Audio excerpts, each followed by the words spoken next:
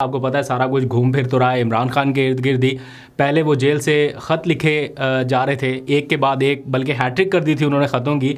और आज उनका एक आर्टिकल पब्लिश हो गया है और ये आर्टिकल उन्होंने टाइम मैगज़ीन में लिखा है, जिसके 4 अहम तरीन पॉइंट्स हैं। मैं पूरा आर्टिकल अभी थोड़ी देर पहले पढ़ के हटा हूँ, उसमें जो मेन हाइलाइट्स हैं वो मैं आपको बता देता हूँ। आपको बताना इसलिए ज़रूरी है क्योंकि इमरान खान की नज़र में आप सब लोग ही रेलिवेंट हैं और वो तकिया किए हुए हैं आप लोगों पर, आवाम पर। और बार बार इस पूरे आर्टिकल में उनका जो फोकस है वो आवाम है, वो आप लोग हैं। ऑल्दो कि उन्होंने ये ख़त जिस उन्वान से लिखा है वो ये कि दुनिया को पाकिस्तान पर तवज्जो देने की ज़रूरत है, यानी Imran Khan writes from the prison, why the world must pay attention to Pakistan. ये उनका एक पूरा नैरेटिव है, लेकिन उन्होंने इसमें जो बार बार हैमर की है एक चीज़, वो अवाम है, वो आप लोग हैं कि किस तरह आप लोग ही इस सारे मामले का हल निकाल सकते हैं। मैं आगे बताता भी हूँ आपको 4-5 अहम पॉइंट्स उनकी ट्रांसलेशन के साथ आपके सामने रख देता हूँ। और फिर उन्होंने इस आर्टिकल में एक बार फिर बताया कि उन्हें रिहाई की पेशकश की गई, लेकिन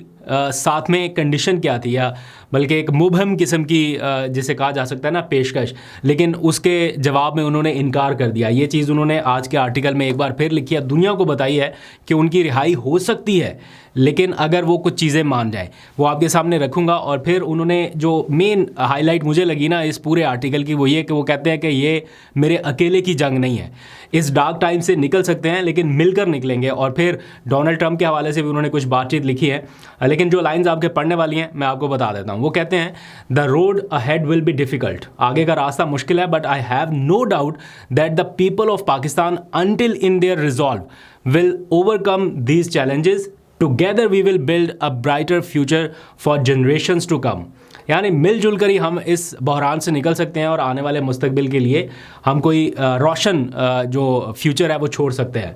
फिर उन्होंने बताया कि उनके ख़िलाफ़ जो केसेस हैं वो सियासी बुनियादों पर बनाए गए हैं ताकि वो जमहूरियत के लिए आवाज़ उठाने से खामोश रहें। वो लिखते हैं the politically motivated charges against me are nothing more than an attempt to silence my fight for democracy, but this struggle is not about me alone. ये मेरे अकेले की जंग नहीं है।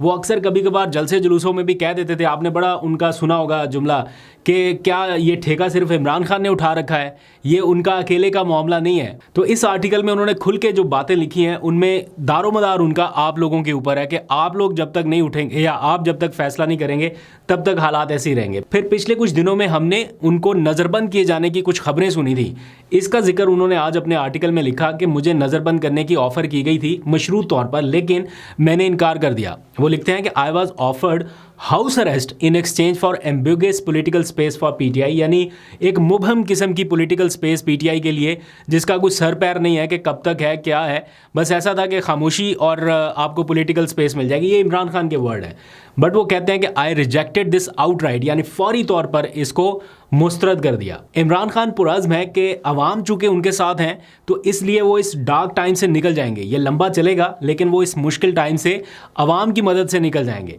आर्टिकल में लिखते हैं yet despite these dark times the people of Pakistan have never been more awake और अवेयर, यानी इस डार्क टाइम से पहले पाकिस्तान के अवाम इतना ज़्यादा अवेयर नहीं थे जितना आजकल उनको सारी चीज़ों का पता चल चुका है। तो ये उनके आर्टिकल का क्रक्स है। जैसा मैंने आपको बताया कि उनका सेंटर पॉइंट जो है वो इस वक्त अवाम है, वो किसी और की तरफ अब नहीं देख रहे, ना इसकी तरफ ना उसकी तरफ, ना कोई ताकतवर ना कोई कमज़ोर, ना बाकी सारी चीज़ें साथ साथ चलती रहेंगी, बट सेंटर पॉइंट पे आप लोग हैं।